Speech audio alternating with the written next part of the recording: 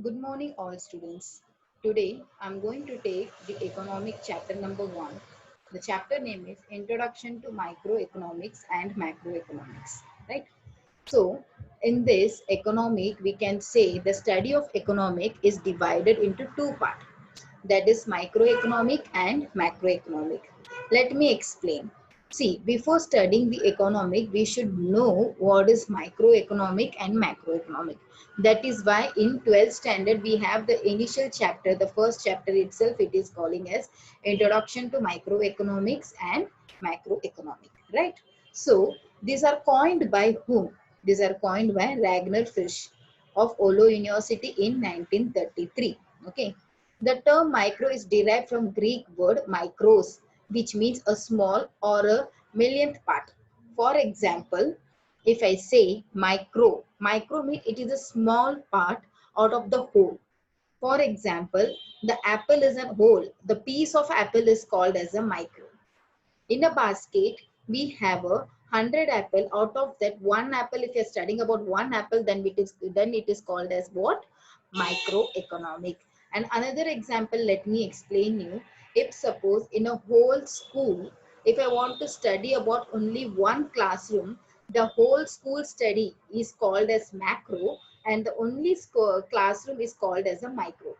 If I want to study of the entire school in an area, the entire school in the area is called as a macro, and out of that entire school, only one school if you are studying, that is called micro, which means when we study the whole part, when we have the whole part, out of it we are just going to study a small part or small unit.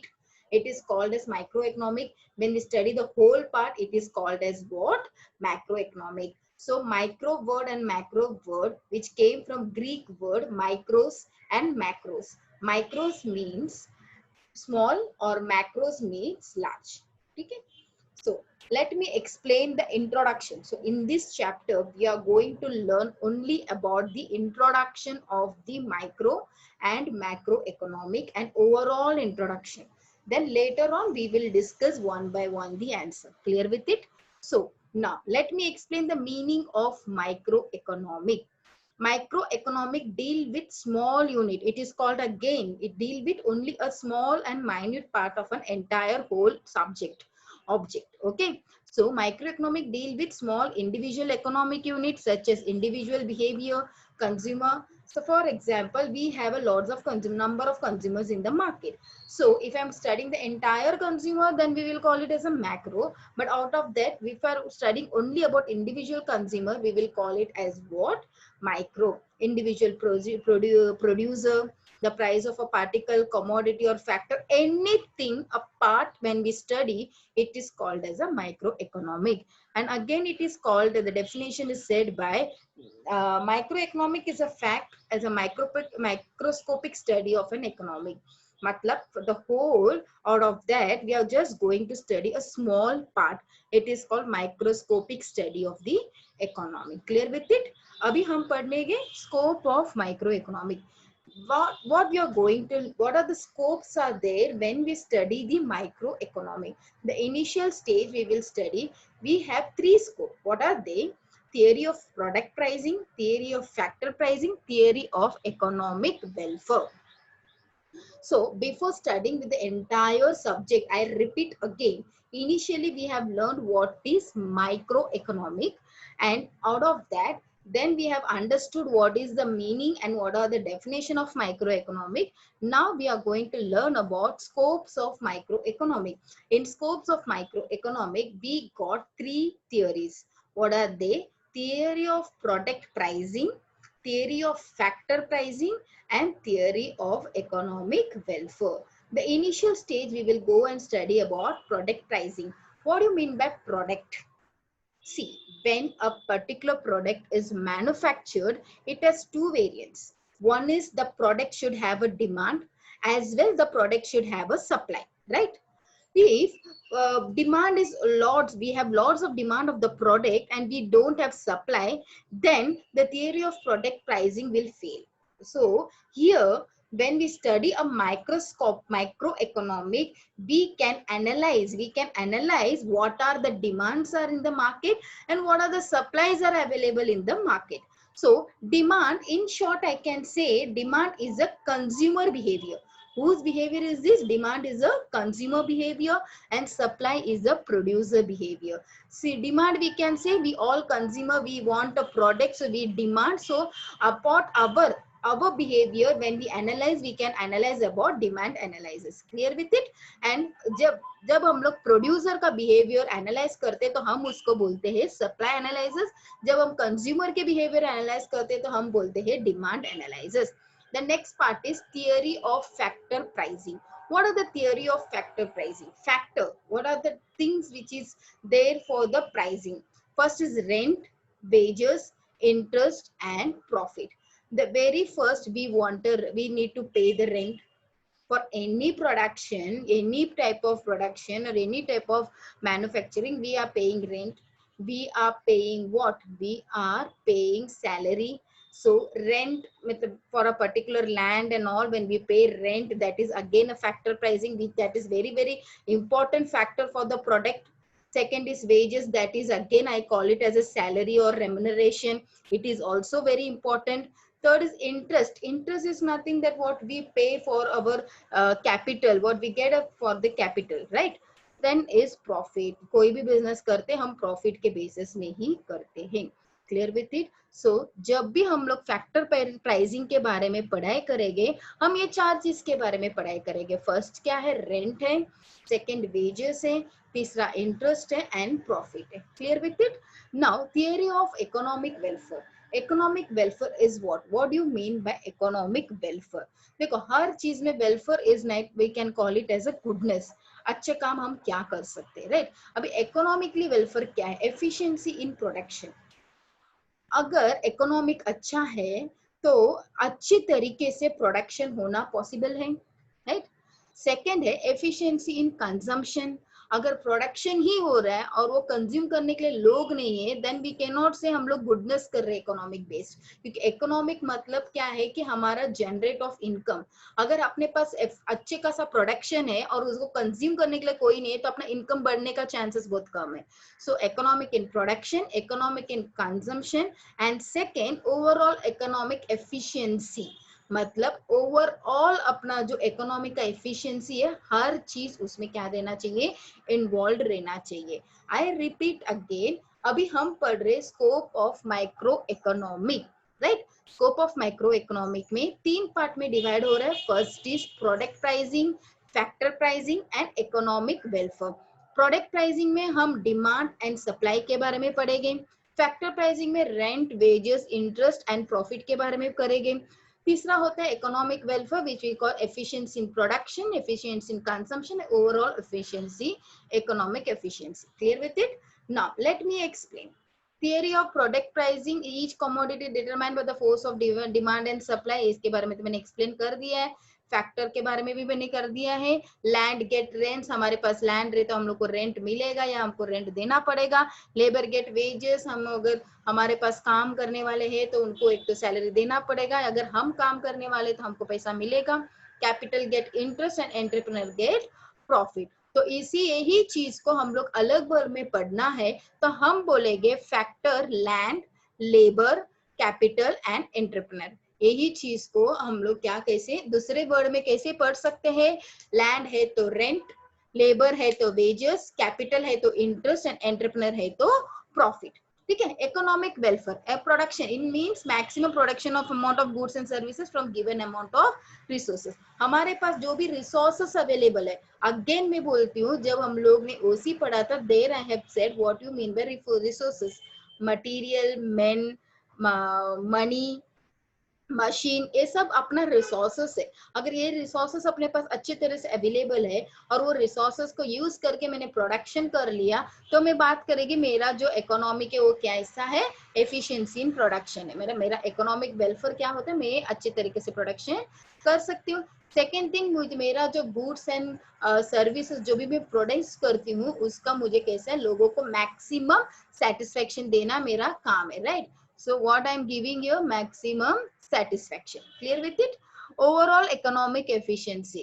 तो पूरी तरीके से economic efficiency भी हम लोग इसमें देखते हैं, that is produce goods and services which are most desired by the people. Okay. Now fourth question हम पढ़ने वाले हैं features of micro economic. What are the features of micro economic? First let me explain. Micro economics मतलब छोटे चीज के बारे में पढ़ना. That is small, I can say a small individual unit, individual behaviour, individual consumer behaviour, individual producer behaviour. जब इसके बारे में पढ़ती हूँ, इंडिविजुअल फर्म का बिहेवियर, जब भी इंडिविजुअल का बात आता है तो हम बोलेंगे उधर features of micro economics, right. The study of individual unit. Micro economic क्या होता है? Study of individual unit. वो डील करता है study of behaviour of small individual unit. Example क्या क्या है? Consumer, firm, individual industry, individual pricing etcetera. Price theory. Micro economic को हम लोग प्राइस थियरी क्यों बोला जाता है? क्योंकि उसी को हम, because it determine the price of goods and services. Because जब भी हम लोग इंडिविजुअल यूनिट के बारे में पढ़ते हैं तो हमको प्रॉपरली पता चलता है कि एक चीज को प्रोडक्शन करने के लिए हमें कितना कॉस्ट होता है, कितना प्राइसिंग होता है. तो ये एनालाइज हम लोग सिर्फ एंड सिर्फ माइक्रो इकोनॉमिक से ही कर सकते हैं. इसीलिए हम इसको क्या बोलते हैं? Price theory. Microeconomic is known as price theory because it determines the price of goods and services as well as the factor of production. Partially equilibrium. Macroeconomic deal with partially equilibrium which analyze equilibrium position of an economic unit. मतलब जब हम लोग equilibrium, हम लोग जब भी equilibrium analyse करते हैं, इक्विलिब्रियम मतलब अपना कैसा डिमांड एंड सप्लाई, कितना इक्विलिब्रियम में होने वाला है, right.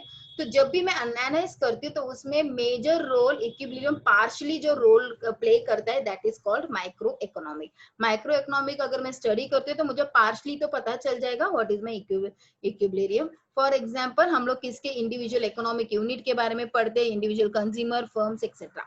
Based on certain assumption, ceteris paribus. Ceteris variables मतलब क्या है? कि अदर थिंग बीइंग इक्वल. इसका मतलब क्या है? Other thing remain constant, other thing being equal. बाकी सब चीज इक्वल रहेगा. लाइक फुल एम्प्लॉयमेंट, हर एक के कंपनी में फुल एम्प्लॉयमेंट रहेगा, उधर अच्छे खासे पॉलिसी रहेगा, रेम्यूनर वेजेस के सामने, मतलब लेबर के साथ डील करने के लिए कंपटीशन लेवल परफेक्ट रहेगा, प्योर कैपिटलिज्म रहेगा. तो मतलब ऐसा सर्टेन कंडीशन से, ये जो भी कंडीशन है वो कैसा है? एक एजम्पशन. ये एजम्पशन के हिसाब से ही अपना क्या चलता है? माइक्रो इकोनॉमिक को हम लोग क्या करते हैं? डील करते हैं, right. Slicing method. Slicing method मतलब फॉर एग्जांपल एक पूरा एप्पल है, एप्पल को जब मैं एक स्लाइस काट के और उसके बारे में मैं अगर एनालाइज करती हूँ तो इसका मतलब ये है स्लाइसिंग मेथड. सेम वे में पूरा एक मैक्रो इकोनॉमिक है, उसको जब मैं स्लाइस करती हूँ, एक छोटा सा पॉइंट, एक छोटा सा यूनिट लेके जब मैं एनालाइज करेगी तो उसको हम बोलेंगे माइक्रो इकोनॉमिक, राइट. तो वही चीज को हम बोलते हैं as a slicing method. Use of Margalism principle means change brought in total by an additional unit.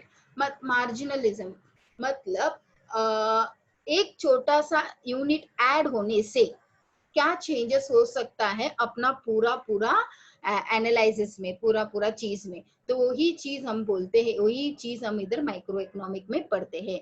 मतलब marginal means broad changes in total by an additional unit. एक छोटा सा यूनिट ऐड होने से अपना क्या चेंजेस हो सकता है. Study a variable through the changes by which producer and consumer take economic decision using the principle. Analysing of market structure. तो माइक्रो इकोनॉमिक से हम लोग मार्केट स्ट्रक्चर एनालाइज कर सकते हैं. वैसे अपने पास मार्केट स्ट्रक्चर्स क्या क्या है? Perfect competition, monopoly, monopolistic competition, oligopoly. ये सारे के बारे में हम लोग क्या कर सकते हैं? एनालाइज कर सकते हैं.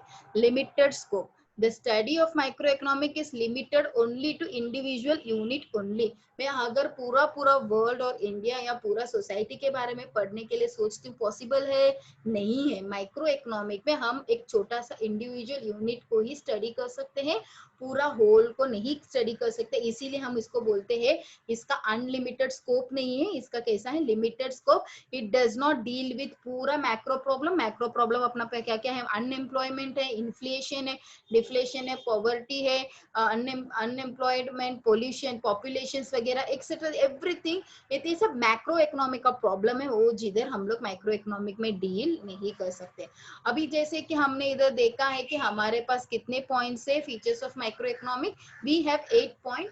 तो मैक्स टू मैक्स हमको ये 8 पॉइंट में से मिनिमम 6 पॉइंट का रेफरेंस पढ़ाई होना चाहिए. ठीक है. Next is importance of micro economic. Micro economic पढ़ने से क्या क्या इंपॉर्टेंस है? पहले बात तो प्राइस डिटर्मिनेशन। सबसे पहले हम लोग इसको क्या बोलते हैं, प्राइसिंग थियरी भी बोलते हैं ना, राइट। तो प्राइस डिटरमाइन मतलब जो प्रोडक्ट को क्या प्राइस रख सकते हैं और प्राइसिंग कैसे कर सकती हूँ, वो सब चीज में कैसा पढ़ सकती हूँ। Micro economic explain how the price of different product and various factor of production are determine. मेरे फैक्टर ऑफ प्रोडक्शन में क्या क्या है, रेंट है, वेजेस है, इंटरेस्ट है एंड प्रॉफिट है। ये सब चीज को डिटरमाइन करके मेरा प्राइसिंग कैसा हो सकता है, वो जो डिटर्मिनेशन है वो कैसे हो सकता है, माइक्रो इकोनॉमिक से। Free market economic is that economic which economic decision taken individual level without any intervention by the government. अभी जब भी मैं माइक्रो का बात करती हूँ, इसका मतलब है small and unit, small unit, right. जब मैं एक छोटा सा चीज के बारे में पढ़ाई करती हूँ और उसके बारे में एनालाइज करती हूँ, तो मुझे मेरे पास गवर्नमेंट का कुछ भी इंटरवेंशन उसमें होएगा नहीं। अगर वही चीज मुझे एम्प्लॉयमेंट के बारे में बात करना है, that will come under macro.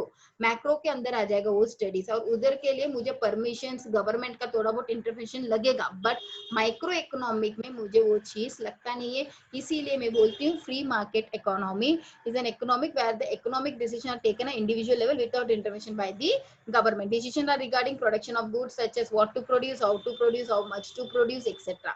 ये सारा चीज कितना प्रोड्यूस करना चाहिए, क्या प्रोड्यूस करना चाहिए, कैसे प्रोड्यूस करना चाहिए, ये सारा क्वेश्चन हम लोग को आंसर किधर मिलेगा, माइक्रो इकोनॉमिक में।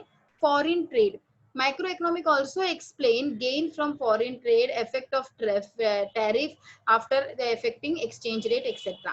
तो माइक्रो इकोनॉमिक हमको फॉरेन ट्रेड का और टेरिफ रेट मतलब हम जब भी इंपोर्ट एक्सपोर्ट करते हैं, तो हम लोग जो बाहर बेचते हैं प्रोडक्ट को, उसके ऊपर जो भी टैक्स वगैरह रखते हैं, तो that we call it as a tariff, right. तो वो सब चेंजेस होने से कैसे इफेक्ट होता है और उसमें कैसा फायदा है और क्या नुकसान है, वो सारा चीज हम लोग माइक्रो इकोनॉमिक में पढ़ेंगे।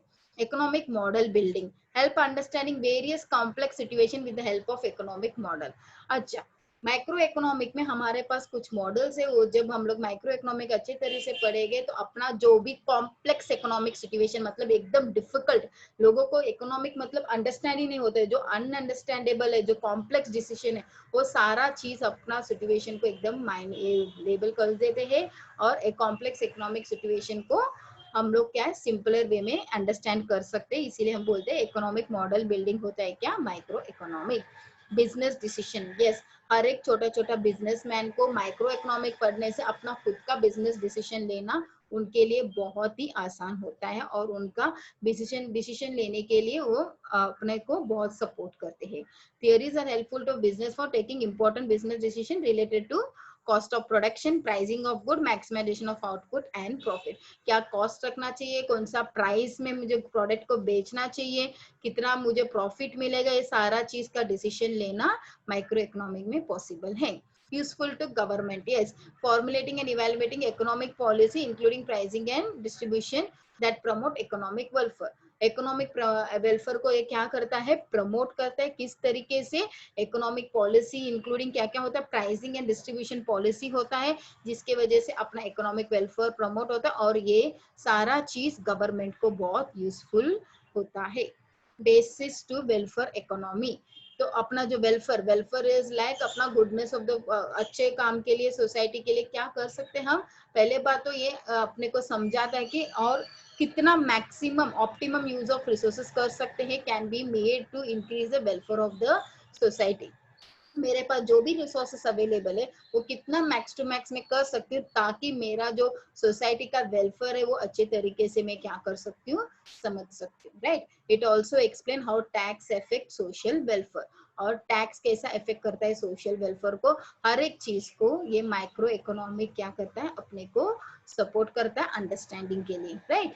Next topic is called meaning of macroeconomic. Macroeconomic is a study of aggregate. Aggregate मतलब पूरा माइक्रो को जब मैं टोटल करके एक साथ लाएगी, या बड़े चीज को जब मैं टोटलिंग करके मैं कुछ एनालाइज करेगी, then we will call it as an aggregate analysis for the entire economic. पूरा एक इंडिया का इकोनॉमिक के बारे में जब मैं पढ़ेगी, तो उसको मैं क्या बोलेगी, मैक्रो इकोनॉमिक। एंड इसको उसको हम क्या बोलते हैं, स्टडी ऑफ इंडिविजुअल, और इधर हम क्या बोलेंगे, study of aggregate, right. Macro economic deal with the functioning of the economic as a whole. इधर इकोनॉमिक एज अ होल रहता है, उधर इकोनॉमिक एज अ पार्ट रहता है। माइक्रो में पार्ट रहता है, मैक्रो में as a whole.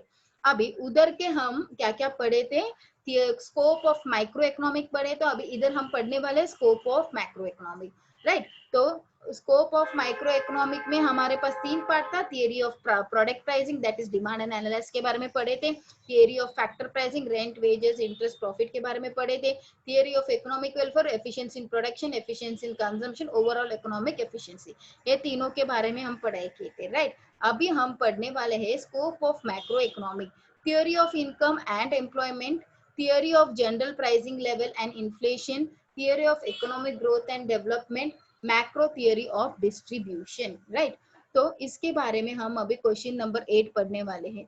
theory of income and employment, it explain factor determine the level of national income and employment which causes fluctuation in the level of income, output and employment। सबसे पहले theory of employment के बारे में जब भी हम पढ़ाई करते हैं, वो हमको क्या सिखाते हैं, लेवल ऑफ नेशनल इनकम, पूरा अपना इंडिया का नेशनल का इनकम क्या है और एम्प्लॉयमेंट क्या है, राइट। और उसके बाद क्यों ये जो एम्प्लॉयमेंट और नेशनल इनकम का कॉजेस क्या है फ्लक्चुएट होना, जिसके वजह से अपना जो लेवल ऑफ इनकम है और अपना आउटपुट है और अपना एम्प्लॉयमेंट है, क्यों चेंजेस होते हैं, उसका कॉजेस क्या है, ये सारा चीज के बारे में जब हम लोग पढ़ाई करेंगे, दैट थियरी को हम बोलेंगे theory of income and employment. वही चीज में दो में डिवाइड हो रहा है, that is theory of consumption function, theory of investment function. तो ये दोनों थियरी को हम बोले जाते हैं थियरी ऑफ बिजनेस साइकिल भी, right.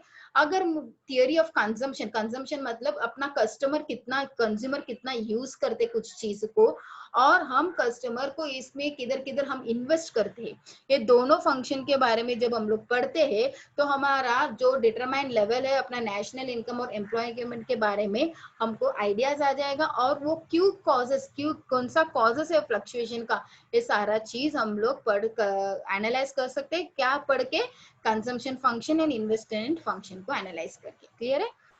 Theory of general price level and inflation, macroeconomics show how the general price level determined and explain the causes for fluctuation in it। General pricing level अपना India में generally कौन सा भी product के लिए एक pricing level रहता है, वो चीज वो लेवल से आगे पहुंचता नहीं है। फॉर एग्जांपल पैकेट आइटम है तो बालाजी रहने दो, लेस रहने दो या कुछ भी रहने दो, we have a pricing of ₹10, right. अभी बहुत सालों से वो 10 रुपीज में ही बिकता है। अगर उसमें थोड़े भी हम लोग ऊपर नीचे या चेंजेस करते हैं, तो ultimately it will affect our demand and consumption, right.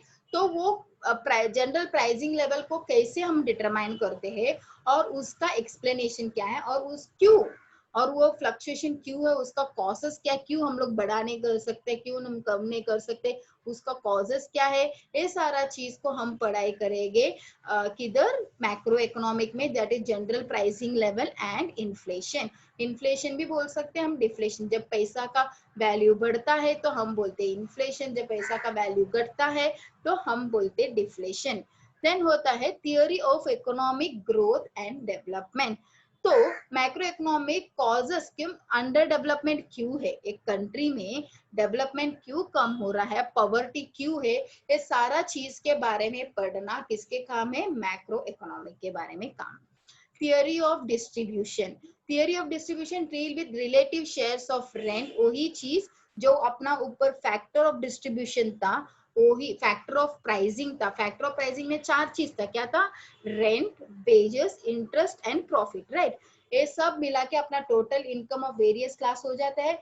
इसके बारे में ये लोगों को जब ये जो भी अमाउंट है इसको जब डिस्ट्रीब्यूशन के बारे में जब हम बात करते हैं, तो then we will call it, इसके बारे में हम पढ़ाई किधर करेंगे, मैक्रो इकोनॉमिक के करेंगे। जब हमें चारों चीज को इन्वॉल्व करके प्राइसिंग के बारे में बात करेंगे, then we will call it as a micro. जब ये चारों चीज को इन्फॉर्म मिला के हम डिस्ट्रीब्यूशन के बात में आएंगे, then we will call it theory of distribution. Okay, so the next question we call features of macro economic, right. Study of aggregate, उधर कैसा था, स्टडी ऑफ इंडिविजुअल था, इधर क्या है, स्टडी ऑफ एग्रीगेट। इधर हम लोग होल इकोनॉमी के बारे में बात करने वाले, एंटायर इकोनॉमी के बारे में बात करने वाले। For example national income, national output, total employment, general price level etcetera. Income theory again हम लोग बोलते हैं कि एक ऐसा थियरी है, इनकम थियरी है। माइक्रो इकोनॉमिक कौन सा थियरी था? प्राइसिंग थियरी था। और ये कौन सा थियरी है? माइक्रो इकोनॉमिक में कौन सा थियरी था? What we have learn, price theory. और इधर क्या कौन सा थियरी है? हम बोलेंगे इधर कौन सा थियरी है? इनकम थियरी है। अपना इनकम के बारे में और उसका कॉजेस क्या है और उसके कॉजेस इन्फ्लेशन एंड डिफ्लेशन क्यों होता है, वो सब के बारे में हम इधर पढ़ाई करेंगे। जनरल इक्विलिब्रियम एनालिसिस, उधर पार्शियल इक्विलिब्रियम था जो आधा आधा हम लोग पढ़ेंगे। इधर क्या है? General equilibrium. जो भी है वो सारा चीज को एक ही साथ मिला के हम उसमें डील करेंगे। Study of whole and study of inter relation between various macro variable. जो भी वेरिएबल्स अवेलेबल है सबके बारे में जब मैं पढ़ाई करेगी, then will call it as a general equilibrium. Interdependence, a macro economic जो है it is always interdependent among variables. मतलब income, output, employment, investment, price level, ये सारा चीज को मिलने के बाद ही हम मैक्रो इकोनॉमिक स्टडी कर सकते हैं। सिर्फ मैं इनकम लेके मैं सोच रही हूँ कि मैं पढ़ाई करेगी कि इसका इनकम का क्या वेरिएशन है, I couldn't make out, because ये किसके बारे में हम पढ़ाई कर रहे हैं? मैक्रो के बारे में। तो मैक्रो के बारे में जब भी हम पढ़ते हैं तो पूरा का पूरा चीज हमको साथ में लेके पढ़ने की जरूरत है। Then we call it as a lumping method. उधर कौन सा मेथड था? Slicing method. एक पूरा होल में से एक छोटा सा पार्ट को निकाल के जब हम पढ़ाई करते हैं, उसके बारे में स्टडीज करते हैं, then will call it as a slicing method. ये पूरा होल जब हम पढ़ाई करेंगे, then we will call it as a lumping method. Lumping पढ़े मतलब नेशनल इनकम, टोटल कंजम्पशन, एक इंडिविजुअल के बारे में नहीं, पूरा होल एंटायर इकोनॉमिक के बारे में जब भी पढ़ते हैं उसको हम बोलेंगे lumping method, right. Growth model, इधर कौन सा मॉडल है? इनिशियली ग्रोथ मॉडल है। There we can say economic building model. और इधर क्या है? अपना ग्रोथ मॉडल है, राइट। ग्रोथ मॉडल क्या होता है? Various factor to contribute economic growth. जैसे हम एनालाइज करते हैं तो हमारे पास बहुत सारे मॉडल्स, बहुत सारे मेथड्स रहते हैं जिसको हम यूज करके क्या सोचते हैं कि अपना economic level all over world और इंडिया या होल ऑफ स्टडी उसमें अपना ग्रोथ कैसा हम बढ़ा सकते हैं। General price level, macro economic studies the determine changes in general pricing level. मतलब in total of all general pricing level क्या होना चाहिए कुछ भी प्रोडक्ट के लिए, उसके बारे में क्या पढ़ने वाला है? मैक्रो इकोनॉमिक में हम पढ़ेंगे। पॉलिसी ओरिएंटेड, जो भी मैक्रो इकोनॉमिक है ये पॉलिसी ओरिएंटेड साइंस है which is useful formulating economic policy to promote economic growth. मतलब मैक्रो इकोनॉमिक पढ़ने के बाद हम वो मैक्रो इकोनॉमिक का रिजल्ट को रख के हम कुछ पॉलिसीज बनाएंगे। आज के डेट में हमारे पास बहुत सारे पॉलिसी है, न्यू इंडस्ट्रियल इकोनॉमिक पॉलिसी, ऐसे बहुत सारे पॉलिसीज अवेलेबल है जो पॉलिसी बनाने से पहले उधर मैक्रो स्टडी हुआ रहेगा, राइट। तो जब भी मैक्रो स्टडी होता है और कुछ भी नया पॉलिसी बनता है तो उसके पीछे मैक्रो इकोनॉमिक पढ़ने के बाद ही वो पॉलिसी को क्रिएट कर सकते हैं और वो पॉलिसी बन सकते हैं। तो कुछ भी पॉलिसी बनाते हैं हम इकोनॉमिक ग्रोथ के लिए, उसके पीछे हमें क्या पढ़ने की जरूरत है? Macro economic. Clear with it? Importance of macro economic, macro economic पढ़ने से फायदा क्या है?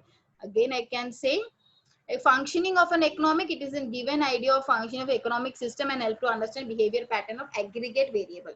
मतलब इकोनॉमिक कैसा चलना चाहिए, इकोनॉमिक का फंक्शन कैसा होना चाहिए, वो तभी समझ में आएगा तब हम लोग ऑन एन एग्रीगेट मतलब पूरे तरह का पूरा वेरिएबल को पढ़ने के बाद हमें समझ में आएगा मैक्रो इकोनॉमिक से कि हम इकोनॉमिक को कैसा चला सकते हैं।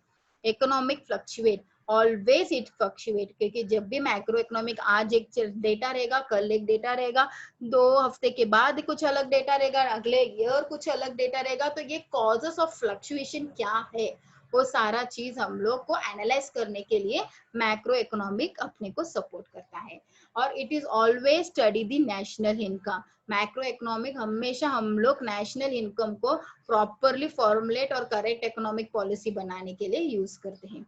इकोनॉमिक डेवलपमेंट जो it help us to understand the problem of the developing countries. अपना जो डेवलपिंग कंट्रीज का जो भी प्रॉब्लम्स है उसको हम अंडरस्टैंड करने के लिए अपने को क्या करता है? हेल्प करता है। सच एज पॉवर्टी है, difference in standard of living, हर एक लोगों का upper level, middle level, lower middle, तो ऐसे लेवल स्टैंडर्ड ऑफ लिविंग है, ये सब चीज को एनालाइज एंड उसका प्रॉब्लम समझ के उसका सॉल्यूशंस के बारे में पढ़ने के कारण किधर होता है ये सब सारे चीज मैक्रो इकोनॉमिक में economic development. Performance of an economic, it help in analyses the performance of an economic where a national income estimate are used to measure the same. ये जो मैक्रो इकोनॉमिक है वो अपना परफॉर्मेंस, इकोनॉमिक का performance analyse करने के लिए use करता है. Study of macro economic variable, तो हम लोग मैक्रो इकोनॉमिक वेरिएबल पढ़ने से that is very very useful to us. Level of employment, macro economic जो है अपने को हेल्प करता है अपना एम्प्लॉयमेंट लेवल और आउटपुट ऑफ एन इकोनॉमिक, अपना एम्प्लॉयमेंट कितना है और एम्प्लॉय से अपना इकोनॉमी में कितने डेवलप हो रहे हैं और कितने आउटपुट निकल रहे हैं, ये सारा चीज को करने के लिए अपना मैक्रो इकोनॉमिक सपोर्ट करता है. तो in short dear we have completed all the chapter number 1 in all the factor. Individual answers हम बाद में करेंगे, right? So let me go through with a small recap. Microeconomic, which means small and individual. Scope of micro economic में तीन चीजें, theory of product pricing, theory of factor pricing, theory of economic welfare. Product में demand and analysis के बारे में, factor भी है rent, wages, interest and profit, and economic welfare में एफिशिएंसी इन प्रोडक्शन, अपना प्रोडक्शन का कितना कामयाबी है, कंजम्पशन का कितना, ओवरऑल इकोनॉमिक अपन कैसे डेवलप कर सकते हैं. फीचर्स ऑफ माइक्रो इकोनॉमिक में बारे में पढ़े थे, importance of micro economic. And again we have learned about macroeconomic means scope of macroeconomic we have studied, and then features of macroeconomic and importance of macroeconomic. I hope you will understand this chapter. Thanks a lot. God bless you.